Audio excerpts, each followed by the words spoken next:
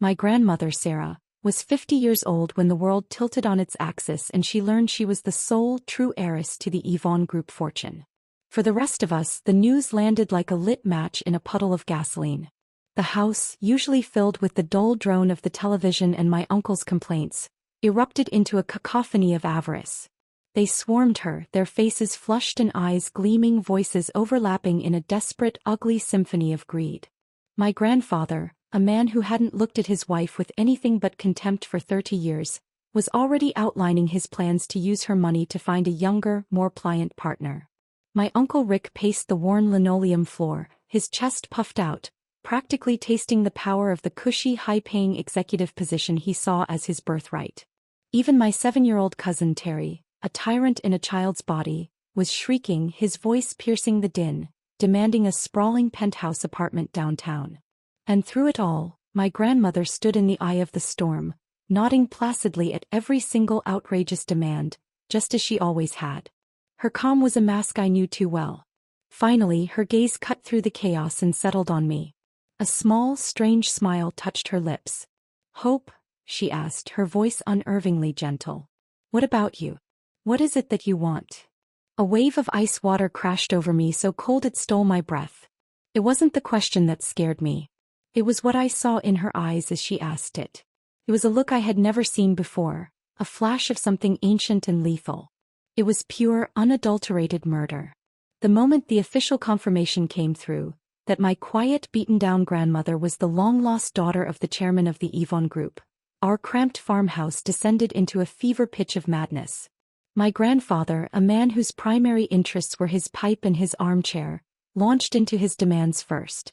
"Well now, Sarah," he began, his tone suddenly magnanimous, "since you're rejoining the upper crust, it's only right that I, as your husband, am elevated as well. I don't ask for much, you understand. A dedicated driver to take me into town and perhaps a few maids to see to my needs. That's not too much to ask for, is it?" He said it as if he were being remarkably reasonable. "Dad, your ambition is pathetic." My Uncle Rick scoffed, cutting him off with a wave of his hand. He swaggered to the center of the room, puffing his chest out like a rooster. "Don't you get it? Mom is the biological daughter of the chairman. That makes me her only son royalty. I should be a senior vice president at the minimum. And Terry," he declared, pointing at his son, "he gets transferred to the best private school in the nation." End of discussion. Terry, my 7-year-old cousin and the undisputed golden child of our family, took his cue. He latched onto Grandma's sleeve, his little body tense with fury. "The penthouse, old hag. You heard me. I want the biggest one in the city," he shrieked, his voice grating on my nerves. No one flinched. No one corrected his foul language. Why would they? For as long as I could remember, old hag was one of the kinder things they called her. "Of course, dear. Yes, all right." My grandmother's voice was a soothing balm on their rabid greed. She agreed to everything, her smile never wavering. They were all completely lost in the delusion of their unearned jackpot, their heads swimming with visions of a life they'd never worked for. I was the only one who stayed back, a silent shadow in the corner, my stomach twisting into a tight, painful knot. "Hope," my grandmother's voice cut through my thoughts, pulling me from the corner. "You haven't asked for anything. Is there something you'd like?" I shook my head, the words caught in my throat. I couldn't ask for anything. All I could think about was the recent past, the raw, gaping wound of it. "Grandma," I finally managed, my voice a shaky whisper, "how did you manage to survive 2 months ago?" The words hung in the air like a death sentence. The joyous, greedy atmosphere evaporated in an instant. Every face in the room hardened, their expressions shifting from avarice to stone-cold fury. 2 months ago my grandmother had been sick. Not just a cold but a deep, rattling illness that left her weak and pale. It didn't matter. Her suffering was an inconvenience to the family. Just as they had 100 times before, they accused her of faking it, of trying to get out of her chores. What's wrong with the old hag now? Just ignore her, she'll get over it. We're not wasting money on a doctor for a little cough. But the farm doesn't wait for you to get better. The relentless work piled up. The livestock bawled with hunger, their cries echoing across the yard. A hot meal for the whole family needed to be put on the table. So my grandmother, burning with fever and racked with coughing fits, dragged herself out of bed and kept working. I did what little I could, sneaking out to the woods behind our house to find the herbs I knew would soothe the inflammation in her lungs. I would crush them and have her swallow the bitter paste. It was a flimsy bandage on a mortal wound, but it was all I could do. I knew it wouldn't be enough. And then Terry fell. He'd been climbing in the hayloft of the barn, a place we were all forbidden to go, and he tumbled from the top, landing hard. His injuries were severe. He needed blood, and he needed it fast. My Uncle Rick and his wife, Brenda, took one look at the hospital's bill for blood from the bank and recoiled. Their solution was immediate and brutal. They shoved my grandmother forward. "Take her blood," my uncle ordered the nurse. "She's tough as an old boot. She's got plenty to spare." She was already so frail, a gust of wind could have knocked her over. But they pushed her onto the gurney like a piece of meat. I watched, helpless, as the needle went into her arm, her skin as thin and dry as old parchment. The dark red blood flowed out of her, and with it went the last flicker of her life force. She gasped, a rattling sound deep in her chest, and a spray of blood erupted from her lips. Her body, as fragile as a dry twig, simply gave out and she collapsed onto the floor. "Useless old thing," Brenda screeched. "We needed you to look after Terry, and you pull a stunt like this? Always making everything about yourself." Even with my grandmother unconscious and bleeding on the floor, they refused to spend a single dollar on her care. Their world revolved around Terry. They hovered over his bed, cooing and fussing, while my grandmother was left on the cold linoleum, a discarded object whose purpose had been served. 10 days later, my uncle's family returned from the hospital in town, Terry now on the mend. It was only then that I realized the house was too quiet. Grandma was gone. "Where is Grandma?" I demanded, a cold dread creeping up my spine. "Who knows? Probably crawled off somewhere to die," Brenda said with a shrug, not even bothering to look at me. "Good riddance." All that coughing was making me nervous. I was afraid she'd pass something on to Terry. My grandfather, overhearing us, chimed in with his own brand of concern. "Well, if the old hag is dead, who's going to slop the pigs? Who's going to cook my dinner? Who's going to fetch my slippers?" As one, their heads turned and 4 pairs of cold eyes landed on me. "Hope can do it," my uncle said, his voice flat. "We've been feeding that useless money pit for 16 years. It's high time she made herself useful." Money pit. That's what they always called me. My grandmother was the only one who ever used my real name. She told me I was her hope, the only good thing to come out of a lifetime of misery. But she was wrong. I wasn't anyone's hope. My mother certainly never wanted me. Giving birth to a daughter in our town was a mark of failure, a source of public shame. She died trying to have a son, a second child to erase the stain of my existence. My father didn't want me either. He remarried within months of my mother's death, handing me off to my grandmother like a sack of unwanted grain. My grandfather despised me. My uncle and aunt tolerated me at best. After Terry was born, I became less than nothing. An extra mouth, a drain on resources, not even worthy of polishing the shoes of their precious son. Only my grandmother had ever truly loved me. Only she had hoped I would have a future. I tuned out their venomous words, my focus singular. I pulled on my worn-out sneakers, the soles flapping with every step, and I ran. I ran until my lungs burned and my legs felt like lead, the miles stretching out before me on the dark country road.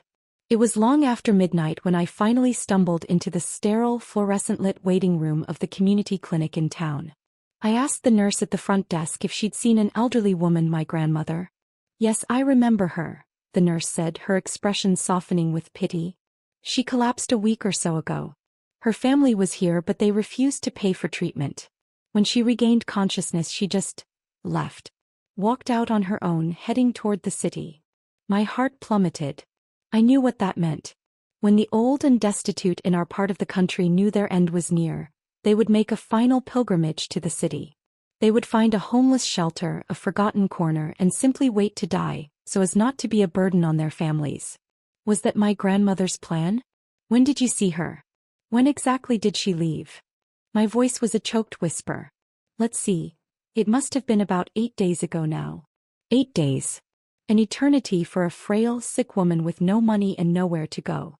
If she'd had the strength, she would have come home. The reality of her situation was a crushing weight. I couldn't fathom how she could have possibly survived. A wave of absolute despair washed over me, and in that moment, I was certain I would never see her again. But the universe had other plans. 2 months later, she didn't just return. She returned as the rightful heir to the Yvonne fortune. "Oh, you silly child. It takes more than that to get rid of your grandmother." Her voice was steady as she stroked my hair, calming the storm of my tearful questions. She began to explain the impossible chain of events. She confessed that she had, in fact, given up. She was walking to the city to find a place to die. But she hadn't even made it to the county line when a black car pulled over, and 2 people in expensive suits helped her inside. "They were from the Yvonne family," she explained, her voice even. "They said my blood transfusion at the clinic had been flagged. My blood type, Rh negative, is incredibly rare. As it turns out, the private agency my biological parents hired years ago has a standing alert for it. They've been searching for a woman of my age with that specific blood type for decades." A rush DNA test confirmed what the blood already suggested. My grandmother, Sarah Miller, was in fact Charlotte Yvonne, the biological daughter of the chairman of the Yvonne Group, lost for 50 agonizing years. The story was so incredible it left them all speechless. But only for a moment. Brenda was the first to recover, her mind whirring. A sharp, ugly laugh erupted from her as she slapped her thigh. "Well, would you look at that? It's all because of Terry. Mom, you being found is all thanks to our boy. If you hadn't needed to give him blood, you never would have been in the system. They never would have found you." "She's right."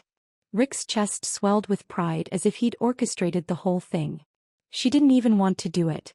If Brenda and I hadn't put our foot down and insisted, this whole incredible fortune would have just passed us by." "He's got a point, Sarah," my grandfather added, knocking the ash from his pipe onto the floor. He delivered his conclusion with the smug finality of a judge. "You can't forget your roots. At the end of the day, you owe all of this to the Miller family. And you are going to repay that debt." That was the last straw. I couldn't stay silent any longer. "That's not true. It's your fault. You're the reason she wasn't found for 50 years. You never let her go to a doctor, not once. The second she had a blood test, her family found her. That means they were always looking for her. You didn't help her, you stole 50 years of her life. You shut your mouth, you worthless little brat." Brenda shrieked, getting right in my face, her hands on her hips.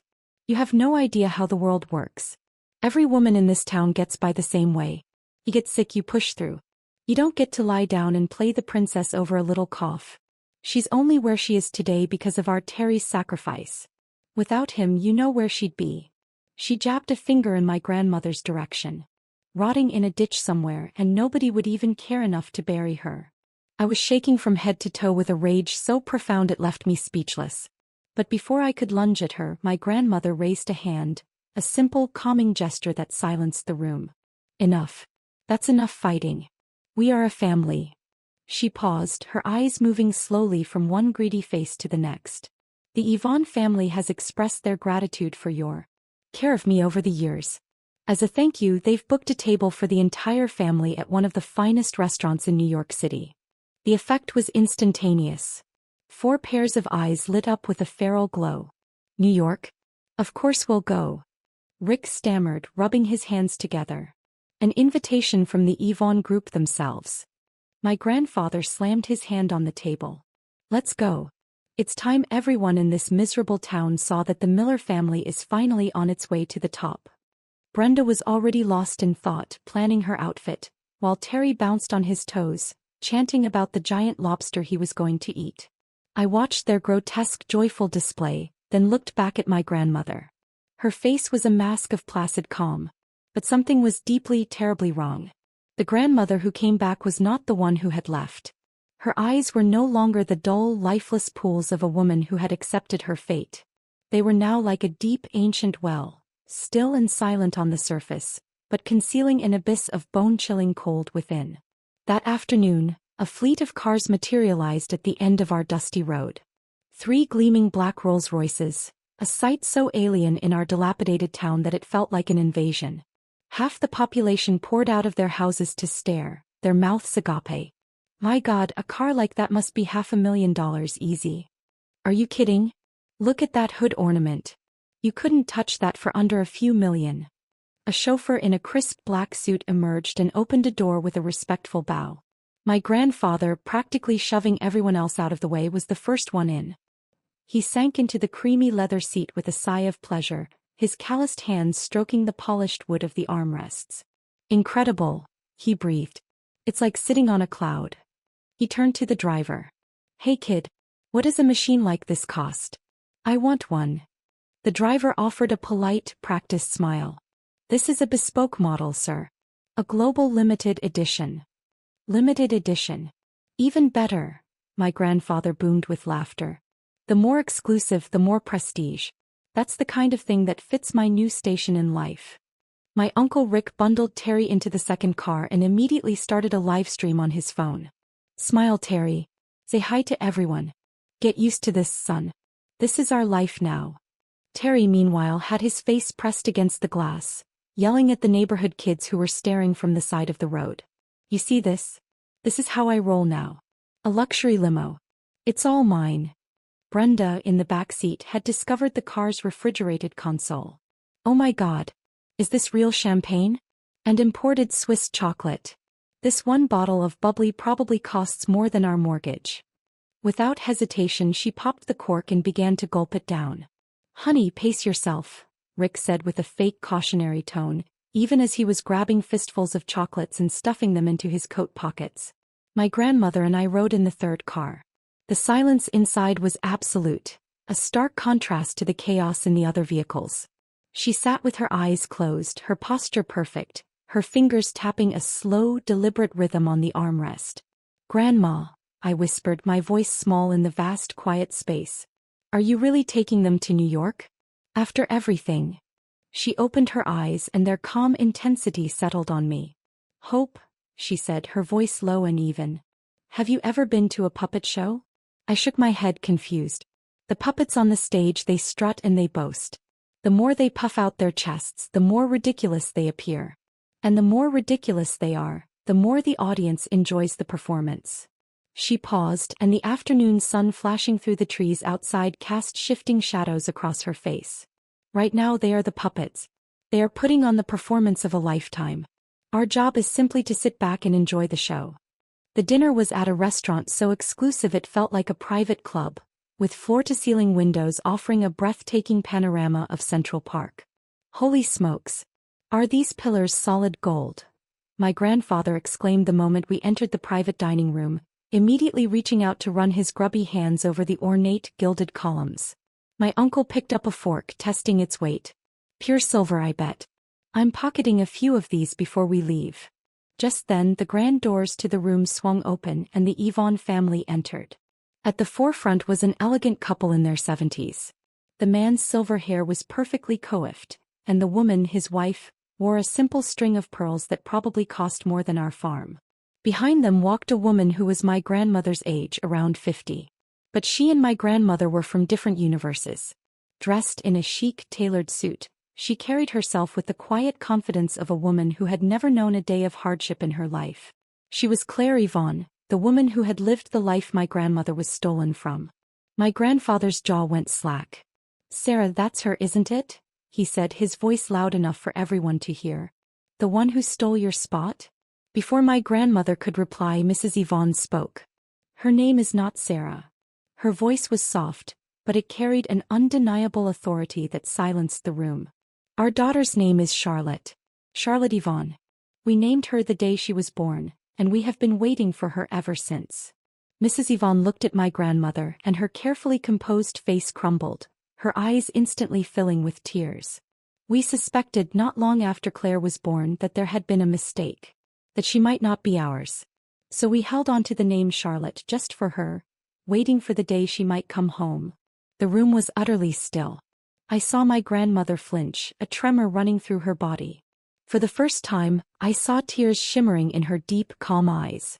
But this profound 50-year-long story of love and loss was completely wasted on my family. Brenda just thought Charlotte sounded more expensive than Sarah. Rick was busy doing the mental math, trying to calculate the inheritance of a true heiress. After a few glasses of champagne, my grandfather's face was beet red, and his inhibitions were gone. He slammed his glass down, cleared his throat and fixed his leering gaze back on Claire. Well, since Charlotte, is now the grand lady of the Yvonne family, it's clear she's too good to be taking care of a simple countryman like me anymore. He stretched his lips into a wide, yellow-toothed grin, as if he were about to announce an act of great charity. Now this one here. Claire, you said her name was? She's a fine-looking woman. And since we all know the truth now, she's the one who should have been mine from the start. So why don't you two just make it right? You can give her to me as compensation. Like, Claire's silver dessert spoon slipped from her fingers and hit her porcelain plate. Her expression didn't change, but she took a linen napkin and slowly, deliberately wiped her lips, her eyes sweeping over my grandfather with a look of pure, unadulterated disgust. The polite, strained smiles on Mr. and Mrs. Yvonne's faces vanished. Their lips pressed into thin, hard lines, and I could see Mr. Yvonne's knuckles turning white as he gripped his chair. It was my grandmother who broke the tense silence. "Oh, Claire has been happily married for many years," she said, her voice smooth as silk. "Her husband is the sole heir to a Southern California real estate empire. Their children are already in university." "Married, you say?" my grandfather mumbled, clearly disappointed. "A real pity. She would have done nicely."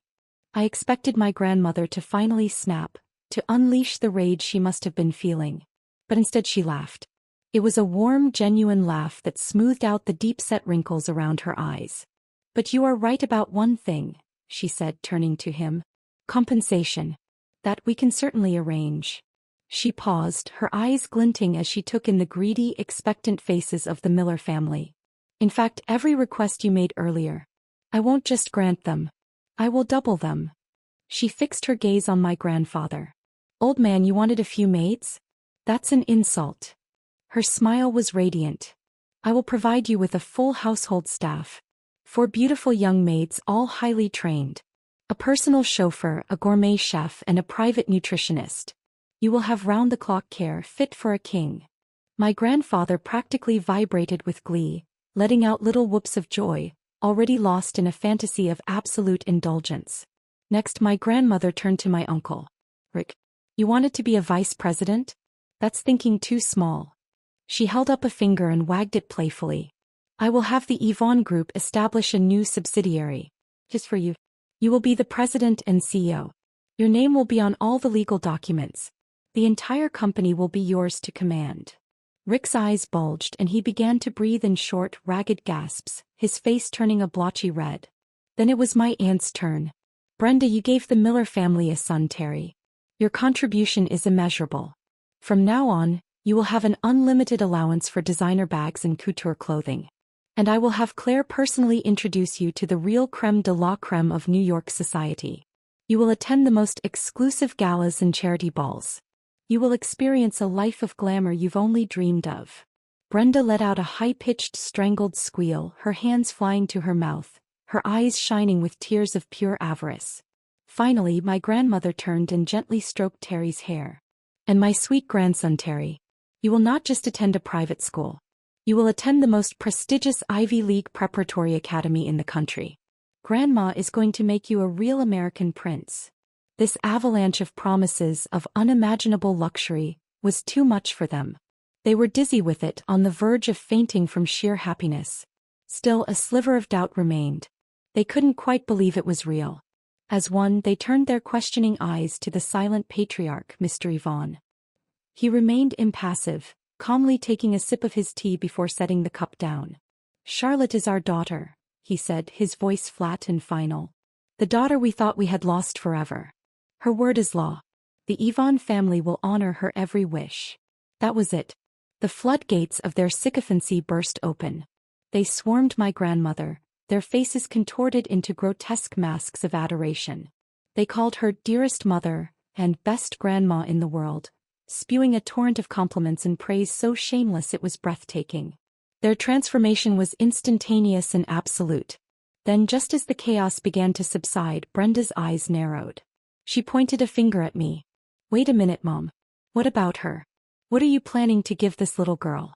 Whatever it is, it can't be the same as what our Terry gets. If she gets to go to a private school, Terry has to go to a better one. Terry has to get double of whatever she gets." The joyous atmosphere evaporated. Once again, every eye in the room was on me. I felt a knot of anxiety tighten in my stomach, and I instinctively squeezed my grandmother's hand. She responded by pulling me into a protective embrace, gently patting my back as she addressed them. Hope has had a difficult life. She's a shy, timid girl not suited for the grand stage. She would be completely lost in a fancy private school. She paused, her tone becoming casual as if discussing the weather. From now on she will simply stay with me to help me with my daily needs. I'm an old woman and this big city is all new to me. I'll need a familiar face, someone to talk to. He can pour my tea and fetch my things. That will be her role. The implication was clear. I was to be a glorified lady's maid. Brenda's face instantly relaxed into a broad, satisfied smile. Oh, Mother, you are always so thoughtful. It will be a wonderful opportunity for Hope to learn how to serve you properly. It's her great fortune. The banquet concluded in a chorus of false cheer. The Miller family staggered out of the restaurant, drunk on champagne and entitlement, completely lost in their beautiful dream of a golden future. They never once looked back, and so they never saw the expressions on the faces of the Yvonne family, cold, hard, and utterly devoid of mercy, like executioners watching their condemned prisoners take their final walk.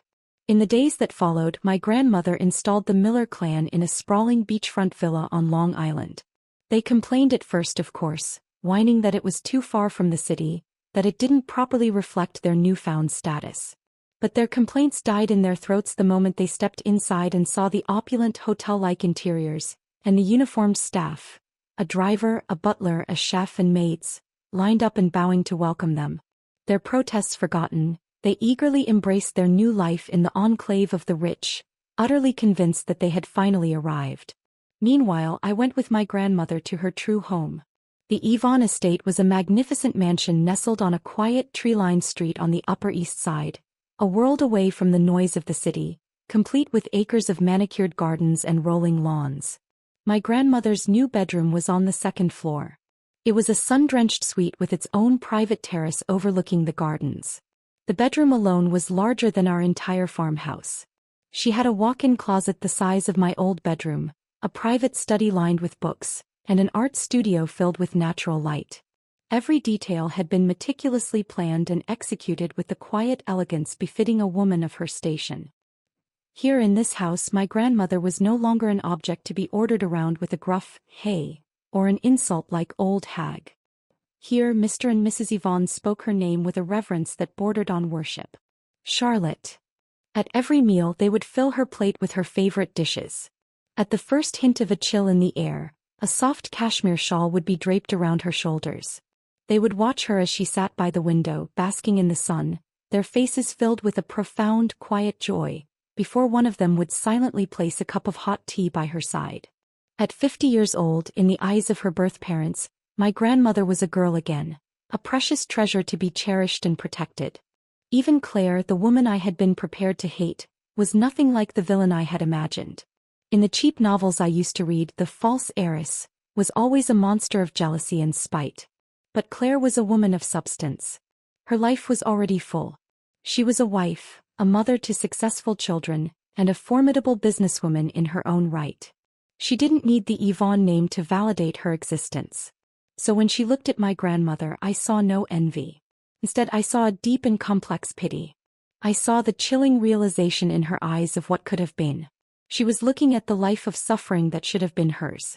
And because of that, her sympathy, her guilt, her compassion, it was all devastatingly real. "Sister," she said to my grandmother one afternoon, her voice thick with emotion, "you have suffered in my place."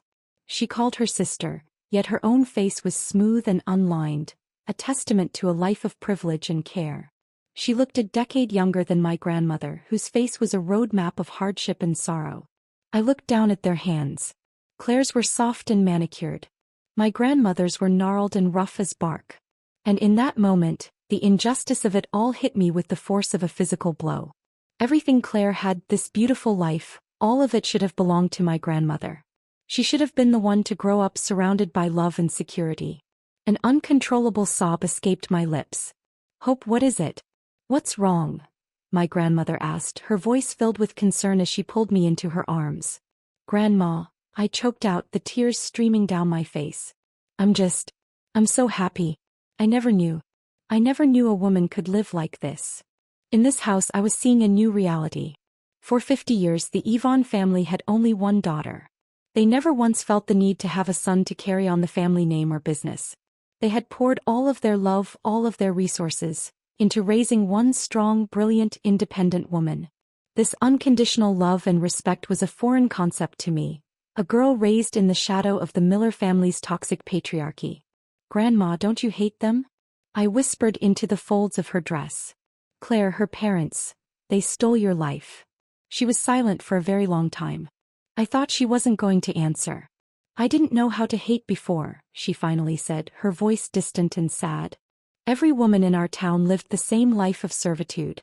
I thought it was my destiny. What good would hate have done? I barely had the strength to survive, let alone hate." She stroked my hair, her gaze lost in the moonlit garden outside. "But now it's different. Now that I know what it feels like to be treasured, when I look back on all those years, I finally taste the bitterness of it. They never, not for a single moment, saw me as a human being." She paused, shaking her head slowly. "Do I hate them? Of course I do. But the person I hate the most is myself.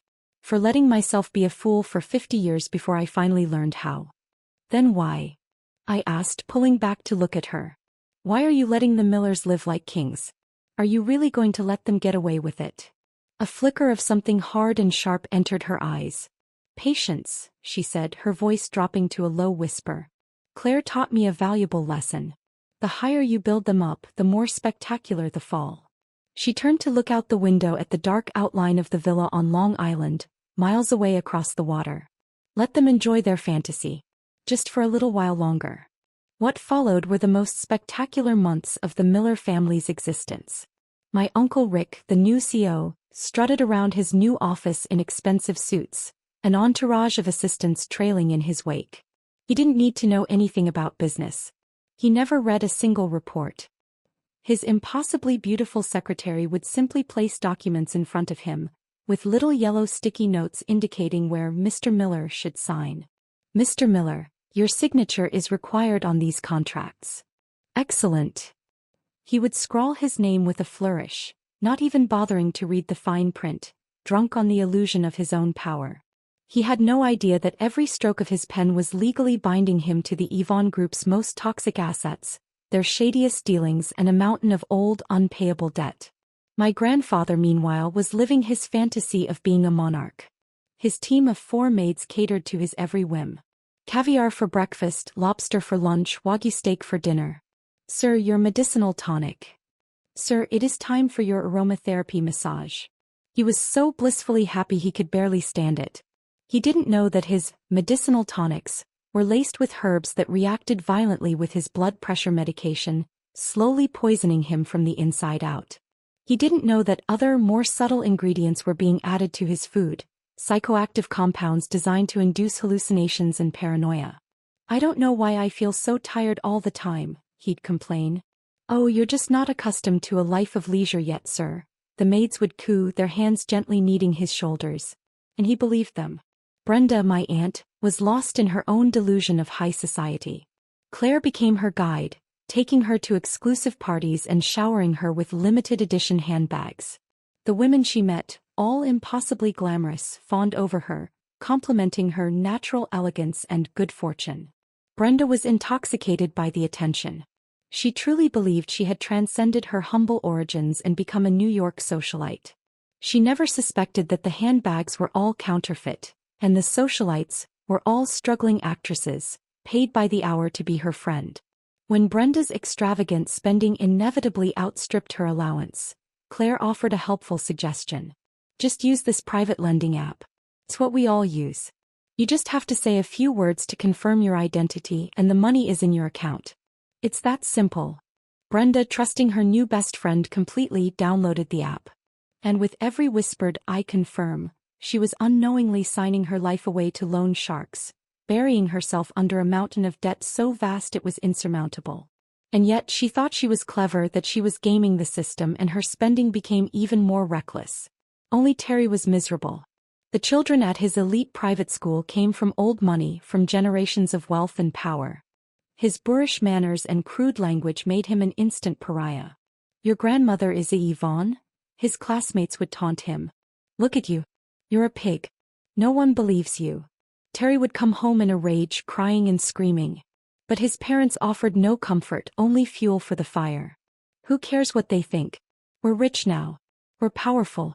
You can walk all over them and they can't do a thing. If anyone makes fun of you again, you punch them in the face." Emboldened by his parents, Terry's behavior at school escalated from obnoxious to dangerously violent. They would still come to the Yvonne estate from time to visit my grandmother. Brenda would plead for more money. "Mom, I just need a little more to tide me over." My grandmother would then instruct Claire to teach her about a new, even faster lending app. Terry would complain about being bullied. "Grandma, you have to call the headmaster and get those kids expelled." My grandmother would promise to take care of it immediately. "Don't you worry, my sweet boy. Grandma will make them pay." Of course she did nothing. Her passive indulgence was the poison, allowing them to wade deeper and deeper into the quicksand she had prepared for them. While they were self-destructing, my life was just beginning. My grandmother, knowing I was years behind academically, hired a team of the best private tutors in the city. They came to the estate every day and I was given a world-class, one-on-one education. Mathematics, literature, history, multiple languages. I drank it all in like a woman dying of thirst. I discovered that the world was a vast and beautiful place, so much bigger than the small, suffocating town I had grown up in. My grandmother had only found her own life at 50. Her past was a scar that would never fully fade. "But you, Hope," she would say to me, her eyes shining with a fierce light, "you are different. I will move heaven and earth to give you the future I never had. A future that you will choose for yourself." One of her first acts was to take me to the courthouse and have my name legally changed. I was no longer Hope Miller. I was Hope Yvonne. "Hope is a beautiful name," she said, squeezing my hand. "From now on we will only hope for good things. We will hope for our own futures." I squeezed her hand back, my heart full. From that day forward I was Hope Yvonne. And just as we were settling into the rhythm of our new lives, the avalanche I had been waiting for finally began. The first stone to fall was Terry.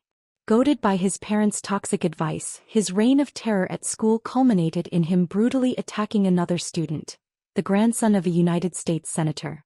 "That'll teach you to disrespect me," Terry had screamed as he beat the boy bloody. My grandmother is a Yvonne. The senator's family was, to put it mildly, enraged. They demanded justice. Rick and Brenda were still unconcerned. "The old hag will make it go away," they crowed. They called my grandmother, demanding that she use her influence. She promised she would, of course. Then she hung up the phone, turned to Mr. Yvonne and said, "Tell the senator to pursue this to the fullest extent of the law. Show them no mercy." Brenda was next. The calls started, a trickle at first, then a flood. "Ms. Brenda Miller, this is a courtesy call regarding your outstanding debt of $3 million. "What, $3 million? Brenda was floored. It was only then that she realized the private lending apps Claire had recommended were fronts for some of the most ruthless loan sharks in the city. She called my grandmother and Claire over and over, her panic escalating with every unanswered ring. But all she ever heard was the automated message. "The person you are calling is unavailable." My grandfather's descent was more insidious. He began to see things that weren't there. Late at night, the sound of a baby crying would echo through the empty halls of the villa. "Daddy, why didn't you want me, Daddy?" It was the ghost of the daughter he had abandoned in a field to die of exposure, decades ago. My grandmother had actually given birth to 4 children. Only my mother, the third, had been allowed to live. The first 2, both girls, had been secretly discarded by my grandfather. "Get out. Leave me alone," he would scream at the empty air, clutching his head. The maids, under my grandmother's strict orders, simply watched, their faces blank. They knew these ghosts were a combination of sophisticated audio technology and the powerful hallucinogens they were mixing into his food. Day by day his body and mind crumbled under the strain. He called my grandmother, his voice a pathetic whimper, begging her to send a priest, an exorcist, anyone to make the ghosts go away. Her reply was swift and brutal. "You created your own ghost. You can live with them." And finally it was Rick's turn. The police arrived at his office, the warrant in their hands. "Mr. Rick Miller, you are under arrest for multiple counts of commercial fraud, money laundering, and tax evasion. Please come with us." He was utterly baffled. "You can't arrest me," he blustered. "I am the son of Charlotte Yvonne, the grandson of the chairman of the Yvonne Group." "And," the detective replied with a cold smirk, "the law is the law." As they led him away in handcuffs, he was still screaming his innocence. But it was all there, on dozens of legally binding documents, in his own flamboyant, arrogant signature.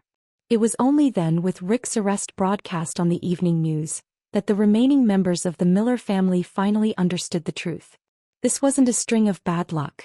This was a meticulously planned, ruthlessly executed campaign of revenge. They tried to storm the Yvonne estate to confront my grandmother, but they were stopped at the gates by armed security.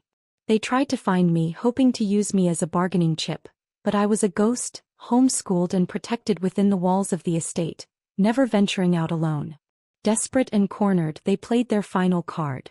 Within days, a new story exploded across the internet. Heiress abandons family after reunion. Ex-husband and relatives in tears outside Yvonne Group headquarters. The scandal was a media sensation.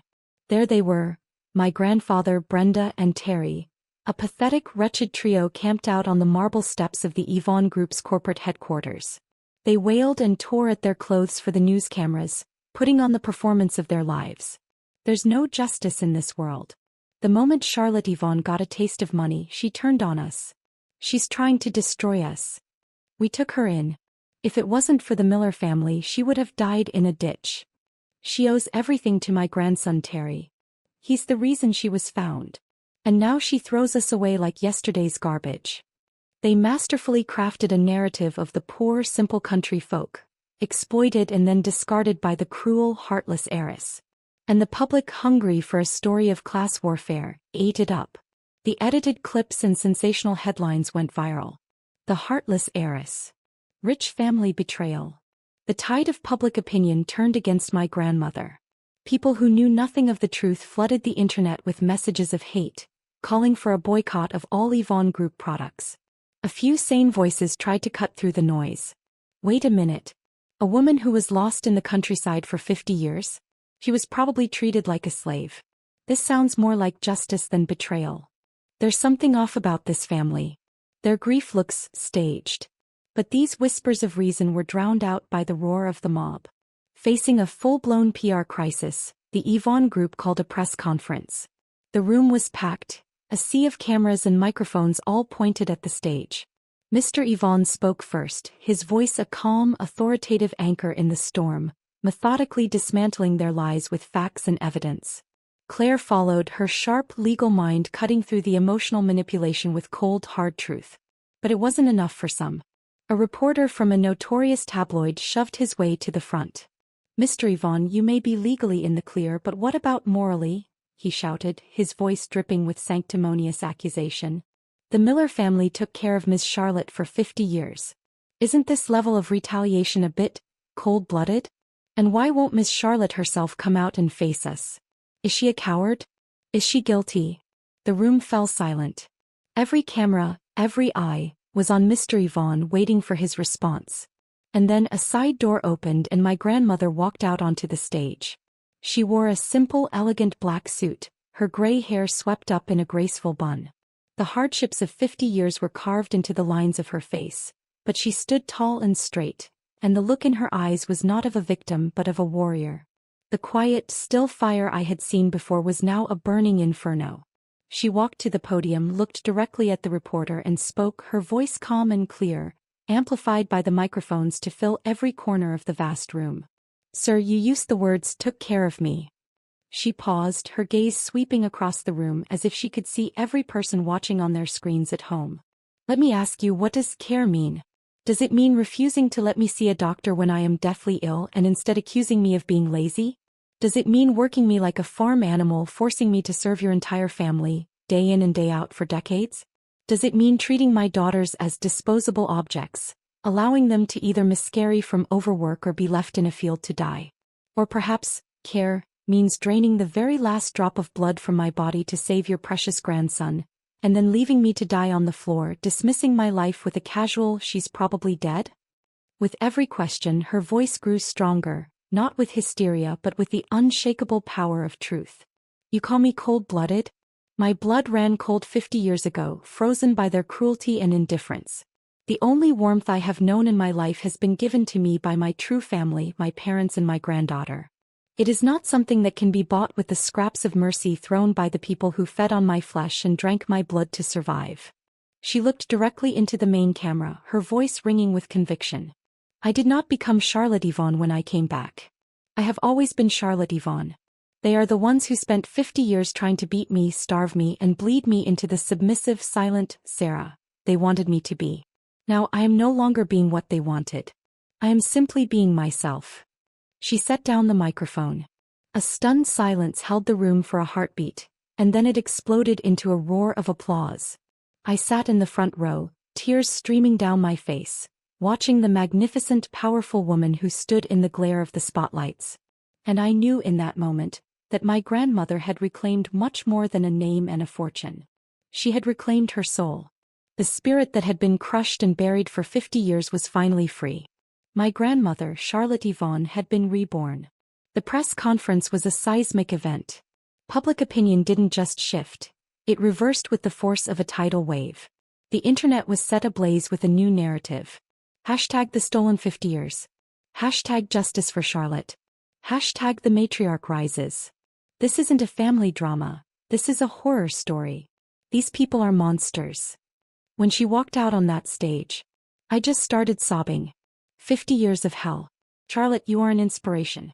Live a beautiful life. I thought of my own grandmother, of all the women of her generation who were treated like servants their whole lives. Thank you, Charlotte, for showing the world what happens when a woman reclaims her power. This isn't a civil matter. The Miller family should be prosecuted for decades of abuse and neglect. The final chapter for the Miller family was swift and brutal. My uncle Rick, convicted on a raft of charges, was sentenced to 20 years in a federal prison. My grandfather, his mind completely shattered, was committed to a state psychiatric hospital, where he would spend the rest of his days tormented by the phantom cries of the daughters he had discarded. Terry, for his violent assault on the senator's grandson, was sent to a long-term juvenile correctional facility. And Brenda, pursued by an army of ruthless debt collectors, she tried to sell her collection of designer handbags, only to learn the final, crushing truth. They were all worthless fakes.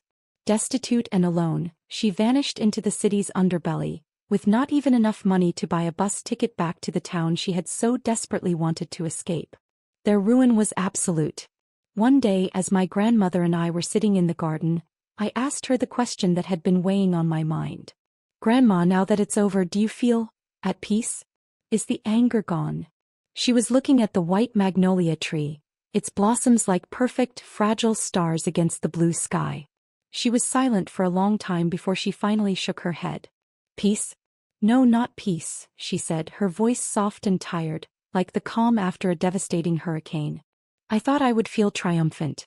But now that it's done, I just feel hollow. It's as if I spent 50 years of my life sharpening a very dull knife. And I finally made it sharp enough to strike back. But in the process I wore my own life down to the bone.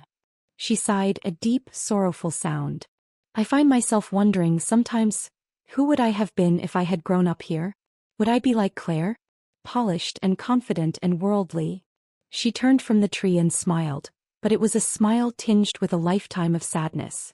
But life has no what-ifs, Hope. We can't go back. My first 50 years were stolen from me. That is a fact. And it cannot be changed. She stood up and walked over to me, her warm, rough hands resting on my shoulders. She looked me in the eye, and her gaze was clear and full of a fierce, unwavering love. But the past is the past. And the good news is we still have all of our tomorrows. I reached up and took her hands in mine, holding on tight. You're right, I said, my voice thick with emotion. Our good days are just beginning. Outside our window, the magnolias bloomed, their petals unfurling in the warm spring sun. The ghosts of the past, the long shadows of cruelty and pain, were finally beginning to recede. It had taken 50 years, a lifetime of suffering, but the life that belonged to Charlotte Yvonne, and the new life of infinite possibility that she had fought so hard to give me,